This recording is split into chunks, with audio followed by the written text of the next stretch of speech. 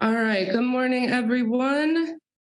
We are here with Denis Goltsov kicking us off, heavyweight division. Anik, please start us off. Denis, nice to meet you. Anik Subramanian, Fightbook MMA. You're in first place in the standings.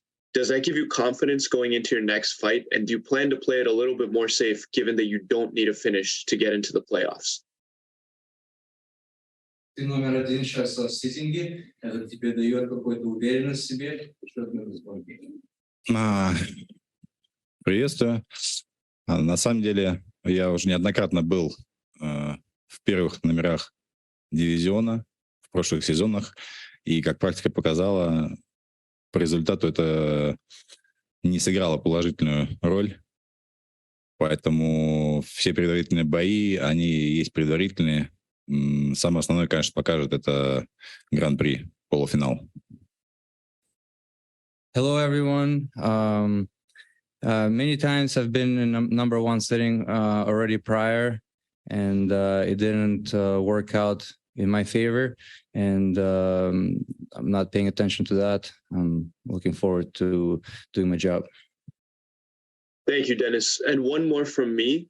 What would mean more to you, becoming a champion or becoming a millionaire? Что тебе лучше было, стать чемпионом, если ты выиграешь, или стать миллионером? Что для тебя значит больше? Конечно, чемпионом, потому как это в первую очередь реализация, и ты вполне можешь себя монетизировать, имея звание чемпиона.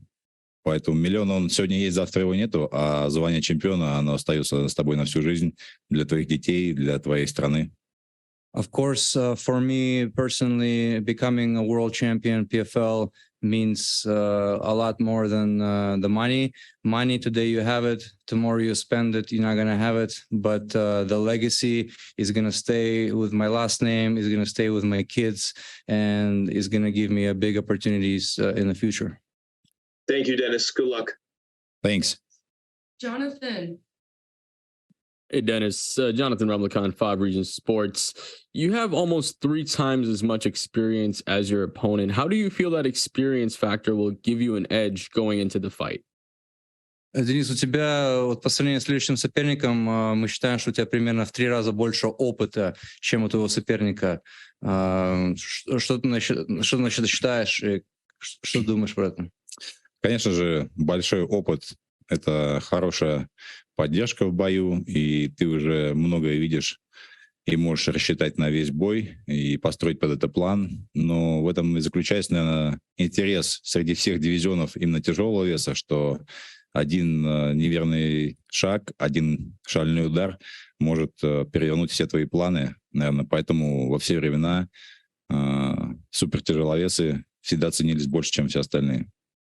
Of course, it's nice to have that. However, as you know, in a fight, one punch can change the outcome of everything, especially in the heavyweights. So, I just have to do my job and concentrate on winning. And I think that in the heavyweight division, anything can happen in any given minute. A lot of power, heavyweights. So I'm just going to concentrate on the win. So one more from me. Between last season and this season, you've had many cancellations. How does that allow you to prepare to maybe stay ready so you don't have to get ready for a certain type of fighter? Sorry, can you repeat the question? Yeah, so he's had a lot of cancellations over the last 2 years. Yeah. How does that allow him to prepare so he doesn't have to focus on a certain type of fighter, but prepare just for the fight overall? У тебя было много уже отмен боев в прошлом сезоне, в этом сезоне постоянно меняются партнеры. Как ты готовишься к этому и как ты на это смотришь? Ну, в первую очередь, конечно же, я всегда держу в голове мысль о том, что в последний момент, скорее всего, так и будет, не поменяет оппонента, поэтому я никогда не готовлюсь под конкретно заточенную технику, под конкретного партнера, потому что это бессмысленно. Ты должен готов быть к любым ситуациям. Даже если ты готовишься к борцу, и, выходя на бой, он может тебя удивить своей ударной техникой, и придется боксировать. Поэтому я готовлюсь со всех сторон, и я хочу сказать, что в этом и заключается, наверное, весь интерес ММА, что ты должен быть круглый и уверенный в себе с каждой стороны, куда бы тебя ни катили. In my experience, it happened to me many times with different change last-minute opponents. So I'm not trying to prepare for individual person with individual skills. I look at the bigger, brighter picture, and I prepare for everyone. I work all the weaknesses and strengths, and anything can happen. My opponent could be a great wrestler, but all of a sudden he starts throwing bombs, and next thing you know, I have to strike with him. So I'm working all my aspects, and I'm preparing accordingly for everything. Thank you and good luck. Thanks. Jay Christian. Denis, Cock V, how are you, sir? Good. How are you? Doing all right, dude. Jay Christian Gary at Focus Fights Audio. I just got a couple of questions to ask you. First of all, as was mentioned earlier, you come into this tournament with the most amount of experience. Do you feel as though that's kind of a burden to you? Or do you feel as though, hey, I got a lot of experience, I'm not going to waste it all? Ты приходишь сюда, у тебя, они считают, что самый большой экспириенс в этой дивизионе, и ты сюда идешь, и ты на это смотришь как, сейчас будем разбивать всех, или как ты на это смотришь? Если бы это был первый сезон PFL, в котором я должен был участвовать, но не получилось сделать визу, то, скорее всего, наверное, у меня мысли были схожие с этим. Но на сегодняшний день ростер тяжеловесов PFL серьезно вырос, и на сегодняшний день мы имеем действительно крутых бойцов, которые практически каждый из них претендует на первое место, звание чемпиона, поэтому с каждым придется упираться и доказывать, что ты лучший. Even though I have a lot of experience, maybe in the first season I would be a lot more entertained with my experience over the others. However, nowadays in PFL, you have a very talented heavyweights.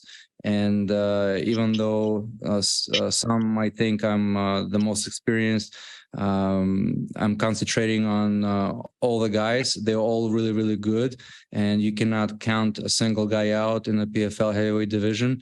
They're all great fighters. So I'm looking forward to a great fight. Okay, understood. And obviously, especially considering last week with Marlon Moraes, let's just say if you win the $1 million and you decide to, put the gloves in the center of the cage and retire from mixed martial arts competition, if you choose to do so willingly, what would you hope that younger generations would know about your career and learn from your career if you were to win the $1 million? Если бы ты выиграешь $1 миллион, какие твои поступки? Ты думаешь, что ты продолжишь драться, или же ты уйдешь из спорта? И если же ты уйдешь из спорта, в таком случае, если ты когда-то вообще уйдешь из спорта, выиграешь и оставишь свои перчатки в середине октагона, какой бы ты хотел дать пример всем, и чтобы они о тебе знали и из твоего пути по боям?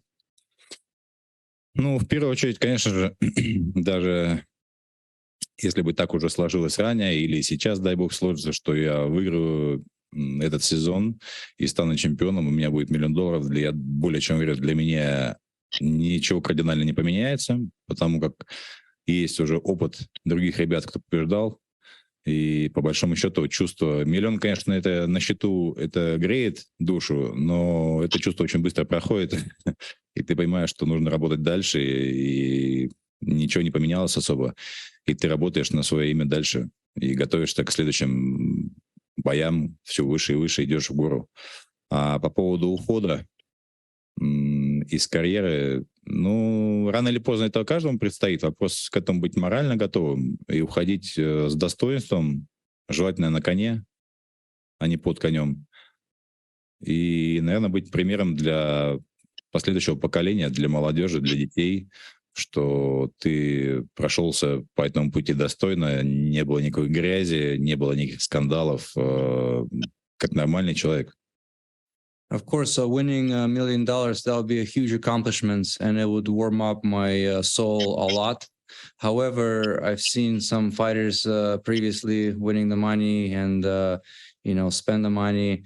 So for me, nothing is going to change. I'm planning on, staying the same, working hard, fighting. However, one day, all of us have to retire. And when that day happens, I want to still retire on top of the horse, not underneath. I want to show example to the future generation to do everything clean, to do everything proper with the hard work and always head up and stay on top of the horse. I see. Other than that, good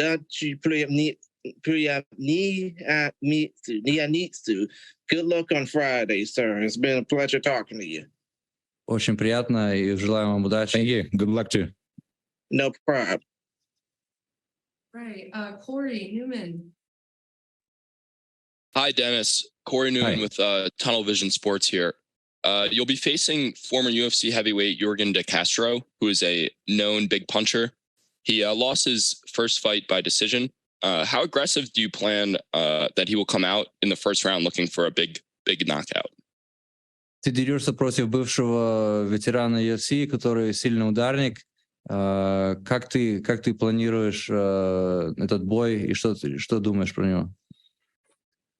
Ну, в первую очередь, конечно же, я думаю, что аргумент, что он бывший ветеран UFC или боец UFC, это не всегда корректно и не играет такой роли большой.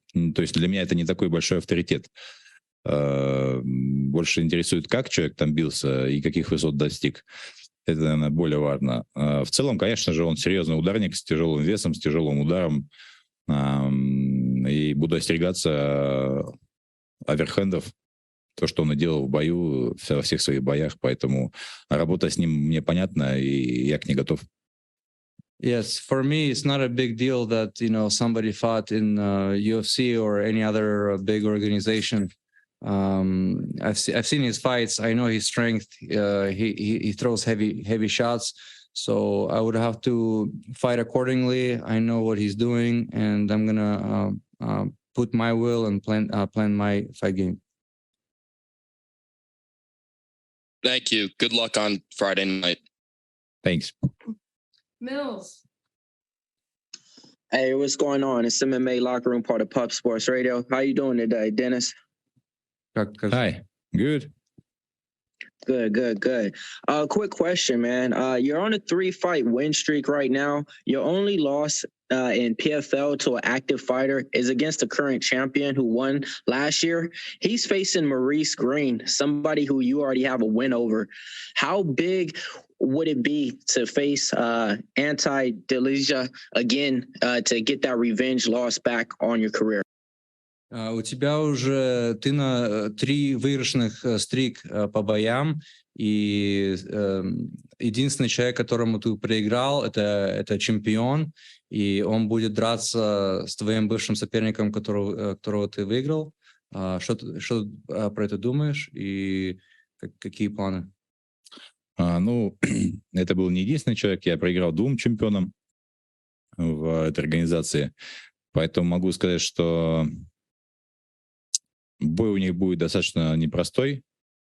Я не знаю, по какой причине Анте пропустил первый бой. Говорили, что травма была, но у него шанс заскочить в сезон есть, но он небольшой, и ему придется очень сильно выложиться, и я думаю, что Грин к этому готов и покажет хороший бой. Yes, he thinks that he didn't even know that he thought he's... First of all, he lost to 2 people in PFL, and the champion, he will have a tough fight ahead this Friday. It's going to be a very tough fight. He was not here for the first fight, so right away he's going against a tough opponent. So it's actually not going to be an easy fight for either man. It's going to be a serious fight, and I'm excited to see it also. All right, and then just one more question for me about Russia. Because Russia's been on the forefront of MMA right now, with a lot of notoriety going to Dagestan, Russia, in their wrestling style. But can you tell me a little bit about the St. Petersburg style and some of the fighters that you modeled your fighting style out growing up?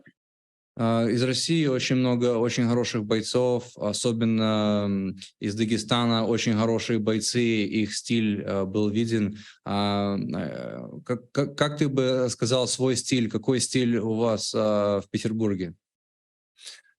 У нас больше, наверное, смешанный стиль, так как у нас много школ олимпийских видов единоборств, такие как бокс, дзюдо, самбо. И, конечно же, и вольной борьбой занимаемся, как и в Дагестане. Просто в Дагестане, скажем так, этим занимаются постоянно, и у них узкая направленность. И потом уже все остальное из серии бокса, кикбоксинга. Поэтому у них хорошая борьба, они показывают хорошую школу борьбы и побеждают. У нас более, скажем так, более уже изначально смешанная школа идет. Of course, in Russia, Dagestan, you have like a lot of good wrestlers and good programs, and a lot of fighters. They train there all the time. And however, in St. Petersburg, we have many Olympic schools for boxing, for judo, for wrestling. So our style is also really good. It's mixed a little bit of everything of all the Olympic sports, and it's very similar. It's also high level competitive Olympic sports.